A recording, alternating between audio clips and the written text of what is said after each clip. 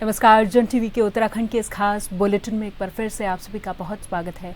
मैं हूं आपके साथ प्रियंका तिवारी। खबरों को विस्तार से जानेंगे, लेकिन उससे पहले एक नजर हेडलाइंस पर।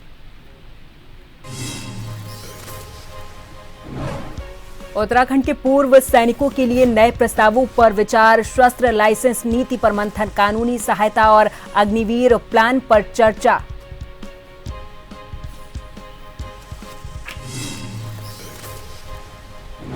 राहुल गांधी का 2 दिवसीय उत्तराखंड प्रस्तावित दौरा, प्रदेश कांग्रेस ने एक विशेष समन्वय समिति का किया गठन, महामंत्री नवीन जोशी को किया प्रभारी नियुक्त।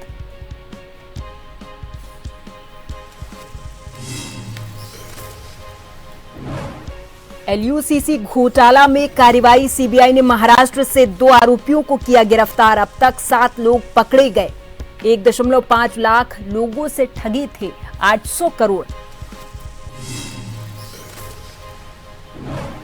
टिहरी में अलकनंदा नदी में गिरी कार, 3 की मौत, 200 मीटर नीचे लोग फंसे। राजस्थान से 8 श्रद्धालु आए थे 4 धाम यात्रा पर।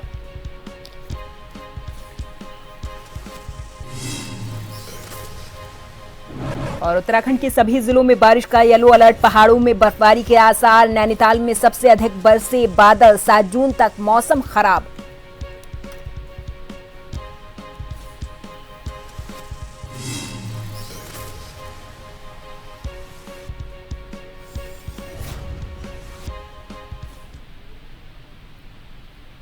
उत्तराखंड के मुख्यमंत्री पुष्कर सिंह धामी ने सचिवालय में 4 धाम यात्रा व्यवस्थाओं की समीक्षा की और अधिकारियों को श्रद्धालुओं की सुरक्षा को सर्वोच्च प्राथमिकता देने को कहा है। उन्होंने रात 10 बजे से सुबह 4 बजे तक यात्रा के रास्तों पर वाहनों की आवाजाही पर प्रतिबंध का सख्ती से पालन कराने और भारी वाहनों को केवल रात्र के समय संचालन की अनुमति देने को कहा है।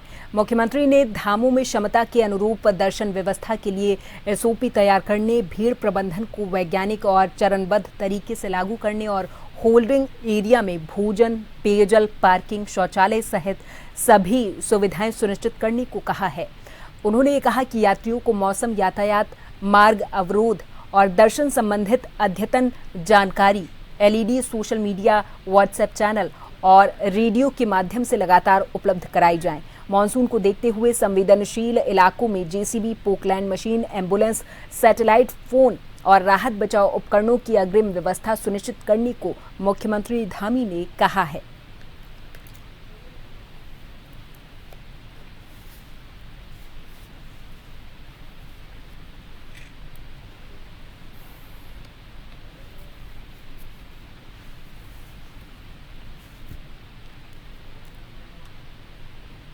वहीं उत्तराखंड के मुख्यमंत्री धामी सरकार पूर्व सैनिकों के लिए नई शस्त्र लाइसेंस नीति लाने पर विचार कर रही है। इस संबंध में गृह विभाग स्तर पर मंथन लगातार चल रहा है।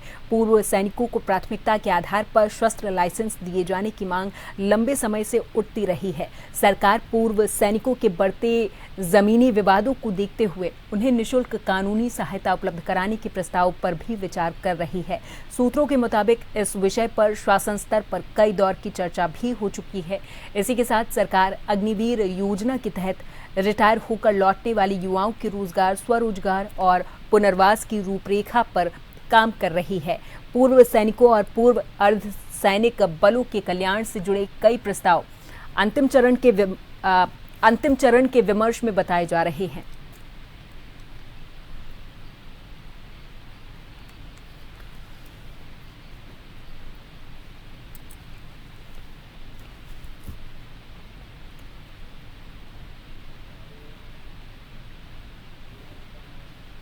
भारतीय जनता पार्टी के प्रदेश प्रवक्ता नवीन ठाकुर ने ईंधन बचत और पर्यावरण संरक्षण को लेकर अनूठी पहल शुरू की है। प्रधानमंत्री मोदी की ऊर्जा बचत संबंधित अपील से प्रेरित होकर वो पिछले 19 दिनों से कार की बजाय साइकिल से आवागमन कर रहे हैं। उनका ये कहना है कि इससे अब तक करीब 9,500 रुपए की बचत हुई है। नवीन ने बताया कि पहले हर रोज लगभग 500 रुपए का पेट्रोल खर्च होता था। अब बचाई गई राशि को समाज सेवा के कार्यों में लगाया जाएगा। उन्होंने कहा कि सबसे पहले आर्थिक तंगी से जूझ रहे एक पत्रकार साथी की मदद की जाएगी। इसके अलावा जरूरतमंद बेटियों, गरीब बच्चों और अन्य जरूरतमंद लोगों की सहायता के लिए भी इस राशि का उपयोग किया जाएगा।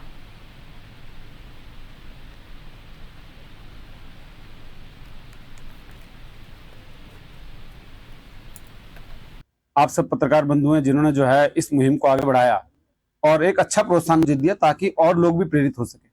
तो पहला प्रोत्साहन आप सब पत्रकार बंधुओं के रूप में मुझे मिला। तो जिस प्रकार मुझे आज जो 19 दिन हो गए और 9,500 के करीब जो है मैंने ईंधन से पैसे बचाए हैं, 500 रुपए का तेल मेरा रोज लगता था। तो मेरा यही मानना है कि जो पत्रकार बंधु हैं, जैसे जोशी जी अस्पताल रहे काफी दिनों तक, उनका काफी खर्चा हुआ, आर्थिक रूप से जो है उनको काफी नुकसान हुआ होगा। तो मैं अपनी जो ये मैंने रकम की है पहले उनको दूं, फिर अगले महीने और जो मुझे बचत हो। एक बेटी मेरे घर आई थी, उसको पथरी की जो है प्रॉब्लम थी, उसकी नली में जो है पथरी फंस गई थी, तो उसने कहा मुझे मुख्यमंत्री राहत कोष से जो है वो दिला दीजिए। तो मुझे लगा उस प्रक्रिया में पता नहीं कितना समय लगेगा, तो मैंने फिलहाल तो घर से मदद की। कांग्रेस नेता राहुल गांधी के 4 और 5 जून को उत्तराखंड के प्रस्तावित दौरे को लेकर संगठन में खासा उत्साह देखने को मिल रहा है।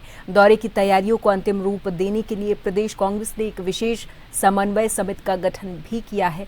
पार्टी नेतृत्व ने प्रदेश महामंत्री नवीन जोशी को इस दौरे का प्रभारी नियुक्त किया है, जो कार्यक्रमों की रूपरेखा और व्यवस्थाओं की निगरानी करने वाले हैं। राहुल गांधी के दौरे को लेकर कांग्रेस आगामी राजनीतिक रणनीति और संगठनात्मक मजबूती के लिहाज से बेहद महत्वपूर्ण मान रही है। पार्टी कार्यकर्ताओं में उनके आगमन को लेकर उत्साह लगातार बना हुआ है और विभिन्न स्तरों पर तैयारियां भी शुरू कर दी गई हैं। कांग्रेस नेताओं का ये मानना है कि राहुल गांधी का ये दौरा कार्यकर्ताओं में नई ऊर्जा का संचार करेगा।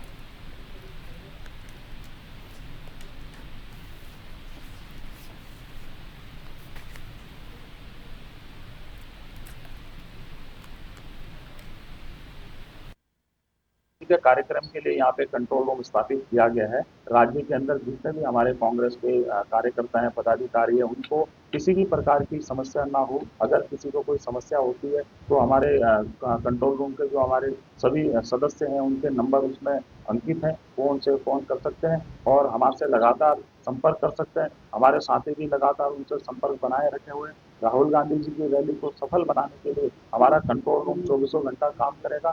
हमारे जो सदस्य हैं 24 घंटा दूरभाष पर उपलब्ध रहेंगे। कभी भी किसी प्रकार की कोई घटना होती है तो हमारे नंबर पे वो बात कर सकते हैं। आज हमने कंट्रोल रूम का विधिवत रूप से हम लोगों ने शुभारंभ कर दिया है। हमने जिलाध्यक्षों से और जो हमारे पार्टी के वरिष्ठ नेता हैं उन लोगों से आज हम लोगों ने संपर्क भी किया है और उन लोगों को अवगत कराया है कि किसी भी ऐसी स्थिति में जहाँ पे आपको लगे कि मतलब किसी प्रकार की कोई समस्या आ रही है तो हम लोगों से संपर्क कर सकता है। आज हमारे कंट्रोल रूम ने विधिवत रूप से काम को शुरू कर दिया। आगामी मानसून को लेकर डीएम डॉक्टर आशीष चौहान ने आपदा प्रबंधन की समीक्षा बैठक की। उन्होंने सभी विभागों से 7 दिन के अंदर माइक्रो प्लान मांगा है और ये साफ कहा कि आपदा प्रबंधन केवल कागजी कार्रवाई न हो। डीएम ने चेतावनी दी और कहा कि कार्यों में लापरवाही बर्दाश्त नहीं की जाएगी। नगर निकायों को नदी नालों की सफाई, कंट्रोल रूम और टास्क फोर्स बनाने को कहा है। इसी के साथ उन्होंने जोन की चिन्हित करके मशीनें तैनात करने को कहा है। सीएमओ को हाई रिस्क गर्भवती महिलाओं के सुरक्षित प्रसव और डेंगू मलेरिया की रोकथाम का प्लान बनाने और शिक्षा विभाग को संवेदनशील इलाकों में वैकल्पिक पढ़ाई व्यवस्था करने को कहा है।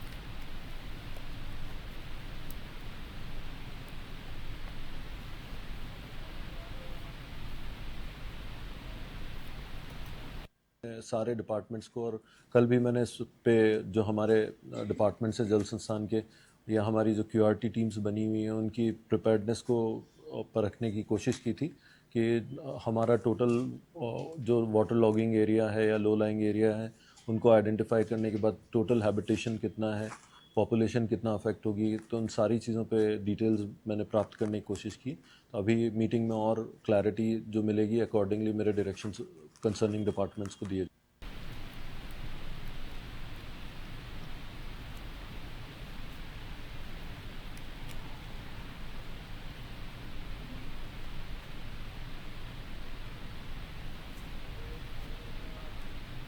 रामनगर में उत्तराखंड परिवर्तन पार्टी का 2 दिवसीय केंद्रीय अधिवेशन स्थानीय अग्रवाल सभा भवन में संपन्न हुआ है। 2 दिन तक हुए इस अधिवेशन में उत्तराखंड वर्तमान राजनीति वो सरकार के जन्मदिन को लेकर कई महत्वपूर्ण बिंदुओं पर चर्चा करते हुए अहम निर्णय लिए गए हैं। तो वहीं अधिवेशन के दौरान पार्टी की केंद्रीय कार्यकारिणी का भी गठन किया गया, जिसमें राज्य आंदोलनकारी प्रभात ध्यान को पार्टी का सर्वसम्मति से अध्यक्ष चुना गया है। नवनियुक्त केंद्रीय अध्यक्ष प्रभात ध्यानी ने इस पर बताया कि 2027 में होने वाले उत्तराखंड विधानसभा चुनाव में पार्टी अपने बल पर पूरे दम के साथ चुनाव लड़ेगी। उन्होंने ये कहा कि अधिवेशन में देश और प्रदेश की राजनीति और सामाजिक परिस्थितियों को लेकर गहन चिंतन किया गया है।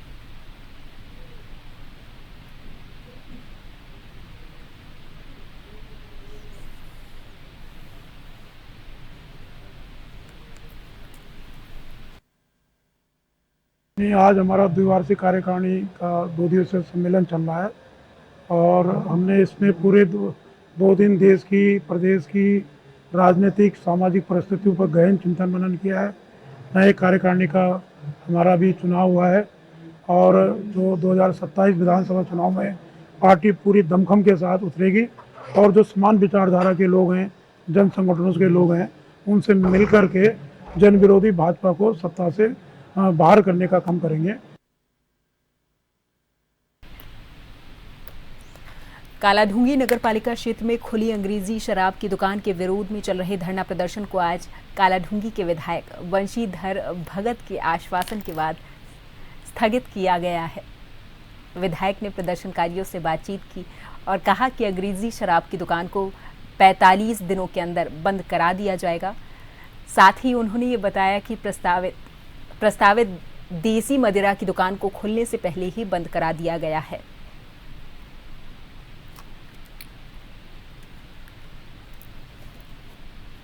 ठीक है, मैंने तो महिलाओं को या क्षेत्र के लोगों को ये कहा था कि मैं यहाँ का प्रतिनिधि हूँ। कोई दुख तकलीफ था तो मेरे पास तुरंत आ जाना चाहिए था, लेकिन आए नहीं। कुछ लोगों के बरगाव में आके उन्होंने धरना प्रदर्शन शुरू कर दिया। तो हमारा शिष्टमंडल यहाँ से आया था मेरे पास, तो उनसे मैंने उनके सामने जिलाधिकारी और जिला आबकारी अधिकारी से बात किया था। तो हमने तत्काल प्रभाव से देसी शराब बंद कर दी। अंग्रेजी शराब के लिए हमने कुछ समय लगेगा क्योंकि उसकी दुकान खुल चुकी है, उसका पैसा जमा हो चुका है सब है। तो अब यहाँ के हमारे कार्यकर्ताओं ने कहा नहीं एक बार आ जाओ। तो हम आज आए और हमने एसडीएम साहब ने मिल के घोषणा कर दी है कि देसी शराब की दुकान यहाँ नहीं खुलेगी। अंग्रेजी शराब की दुकान ज़्यादा से ज़्यादा 45 दिनों में यहाँ से शिफ्ट होगी। महिला शक्ति द्वारा यहाँ पर खोली जा रही अवैध शराब की दुकानों के विरुद्ध में धूप बारिश में लगातार 8 दिन तक यहाँ पर धरने प्रदर्शन पर बैठी हुई है। साथ ही में हमारे इस क्षेत्र के युवा साथी बैठे हुए हैं और आज इस परेशानी को देखते हुए, इस संघर्ष को देखते हुए माननीय विधायक जी और एसडीएम कालाढूंगी यहाँ पर आए और उन्होंने इस समस्या का समाधान करके जो यहाँ पर देसी शराब की दुकान थी उसको फिर यहाँ से हटाने के निर्देश दिए हुए हैं। आश्वासन दिया गया और देसी शराब की जो दुकान थी उसको तत्काल रूप में बंद किया गया है और अंग्रेजी शराब की दुकान उसके लिए एक तय सीमा तय की गई है। विधायक जी ने कहा है कि हम 45 दिन के अंदर अंदर जो हमें आश्वासन दिया है 45 दिन के अंदर अंदर हम इस दुकान को बंद करवा देंगे। और हमने भी उनसे ये कहा है कि अगर ये दुकान 45 दिन के भीतर बंद नहीं होगी तो हम इस आंदोलन को एक उग्र आंदोलन बनाएंगे और हमें जो करना पड़े, हर संभव कार्य करना पड़े वो हम करेंगे। और यहाँ पर वक्त है एक छोटे से ब्रेक का, फौरन हाजिर होंगे कुछ और खबरों के साथ।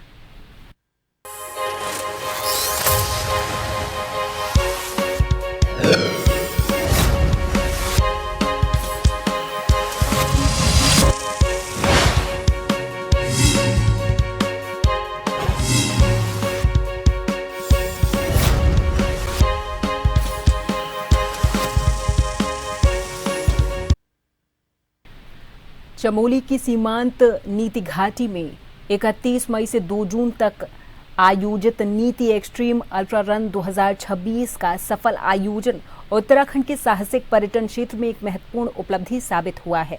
मुख्यमंत्री धामी के मार्गदर्शन में आयोजित इस कार्यक्रम ने सीमांत क्षेत्रों में पर्यटन, स्थानीय सहभागिता और नागरिक सैन्य समन्वय का उत्कृष्ट उदाहरण प्रस्तुत किया है। उत्तराखंड पर्यटन विभाग और भारतीय सेना के संयुक्त सहयोग से आयोजित इस प्रतियोगिता में देश भर से आए प्रतिभागियों ने 75 kilometre ultra run, 42 kilometre marathon, 21 kilometre half marathon, 10 kilometre, 5 kilometre run और MTB चैलेंज में हिस्सा लिया है।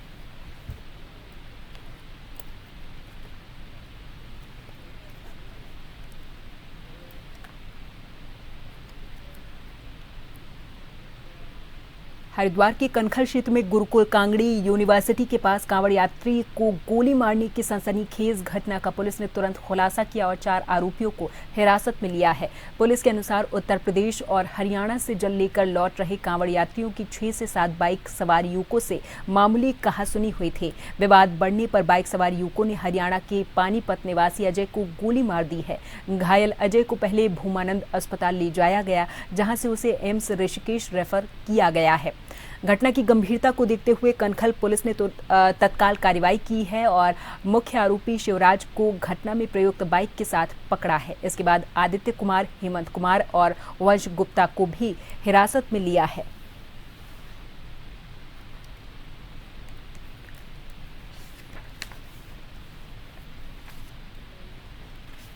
जानकारी ये मिली कि एक कांवड़ियों का समूह जो जल भरकर वापस लौट रहा था और इसमें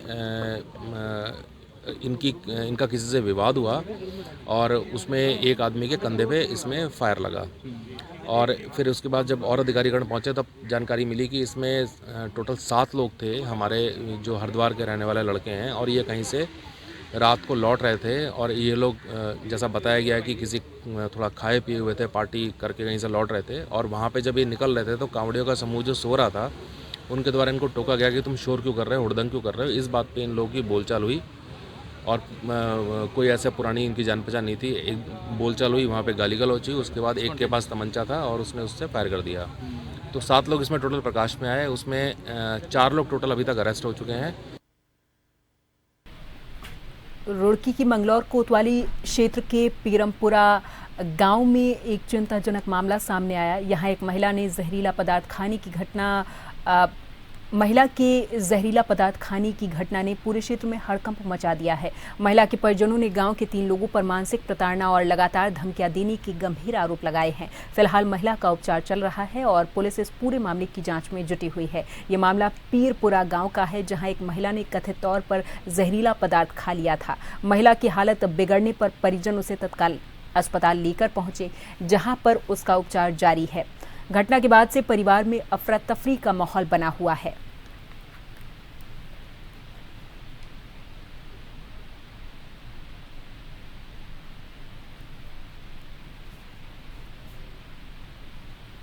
जिस वीडियो का आप, जिस प्रकरण का आप जिक्र कर रहे हैं, कल थाना मंगलौर में एक एमएलसी आई थी जिसमें हॉस्पिटल ने पुलिस को सूचना दी थाने को कि ऐसा एक प्रकरण आया है। हमारी चेतक पुलिस ने जाके वहाँ रिस्पॉन्स किया। वीडियो में अभी जैसे वो महिला बता रही कि वो कुछ लोगों से परेशान थी, उसने खुद ही इनटेक कर रखा है वो जो भी सब्सटेंस किया है। बाकी हम इसमें एक बार पड़ताल करेंगे। थाने में तहरीर अभी तक शायद जैसा मैंने एसएचओ से बात करी वो करे सब नहीं आई है। जो भी तथ्य होंगे उस हिसाब से आगे लीगल कार्रवाई की जाएगी। महिला की सुनवाई नहीं हो रही थी। अब वो सुनवाई वो मतलब क्या, जैसे आप मुझे वीडियो जो बता रहे हो प्रधान को भी बताया, इनको भी बताया, तो कुछ जमीन या कुछ ऐसा प्रकरण प्रतीत होता है। एक बार जैसे कंप्लेंट हमारे पास आती है, क्योंकि पुलिस ने जो कल रिस्पॉन्स किया वो एमएलसी डॉक्टर हॉस्पिटल से जो एक सूचना जाती है उस पर रिस्पॉन्स किया है। पुलिस के बाद प्रकरण आने के बाद हम इसमें आगे बढ़ेंगे। रुड़की के झबरेड़ा के गांव की काजल ने एसडीएम बनकर अपने साथ साथ अपने परिवार, अपने गांव का नाम रोशन किया है, जिसके बाद उनके घर पर बधाई देने वालों का तांता लगा हुआ है। राज्य मंत्री श्यामवीर सैनी ने भी उनके आवास पर पहुंचकर उन्हें बधाई दी और उनके उज्जवल भविष्य की कामना की है। बता दें कि काजल ने पहले ही बीएमएस किया था और फिलहाल सचिवालय में समीक्षा अधिकारी के पद पर तैनात रहीं और अब जब उनका चयन एसडीएम पद पर हुआ तो उनकी खुशी का ठिकाना नहीं रहा है, क्योंकि कड़े परिश्रम के बाद वो इस मुकाम तक पहुंचने में कामयाब हुई हैं।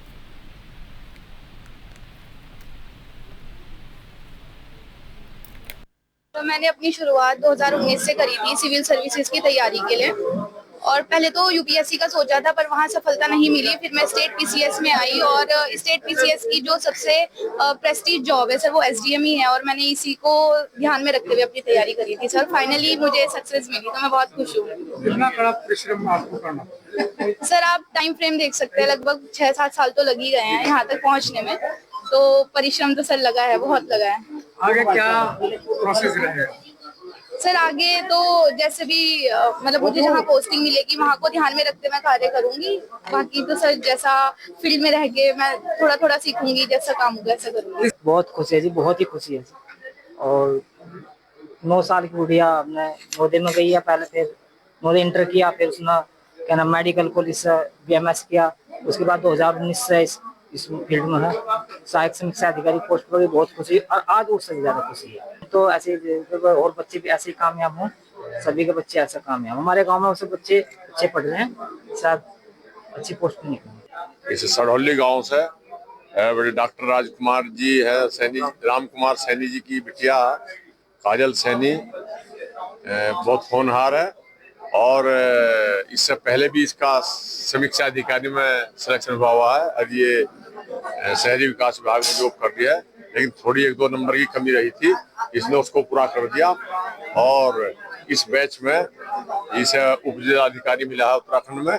मैं इस कामयाबी के लिए काजल सैनी को और इसके माता पिता दोनों डॉक्टर राम कुमार जी को, इसकी माता जी को भी और इसके भाई और गुरुजनों को भी बहुत बहुत मैं साधुवाद देना चाहता हूं कि उन्होंने इनको सहयोग किया और इसने मेहनत की है और आज इसने जो उत्तराखंड का जो एक समझ ये सिविल सर्विस का मुकाम है वो हासिल किया है।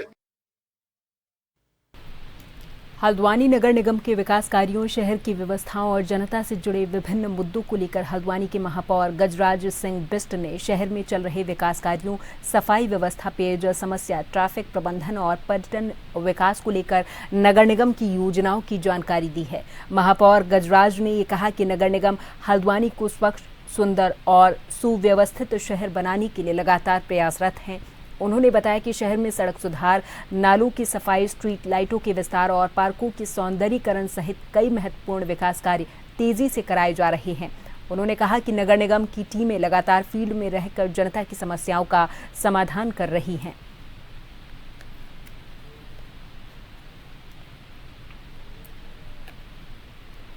वहीं उत्तराखंड के बहुचर्चित LUCC घोटाले में CBI ने दूसरी बड़ी कार्रवाई की और 2 आरोपियों को गिरफ्तार किया है। दोनों को 1 जून को मुंबई से पकड़ा गया।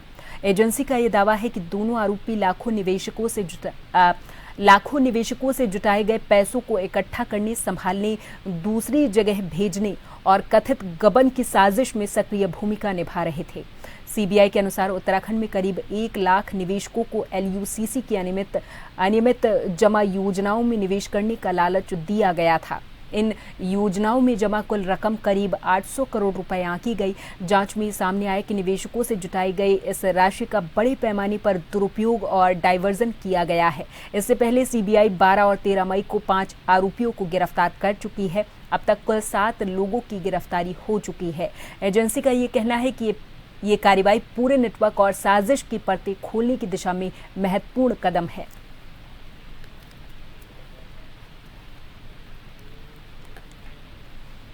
और इसी के साथ इस बुलेटिन में फिलहाल के लिए मेरे साथ बस इतना ही। आप देखते रहें जन TV।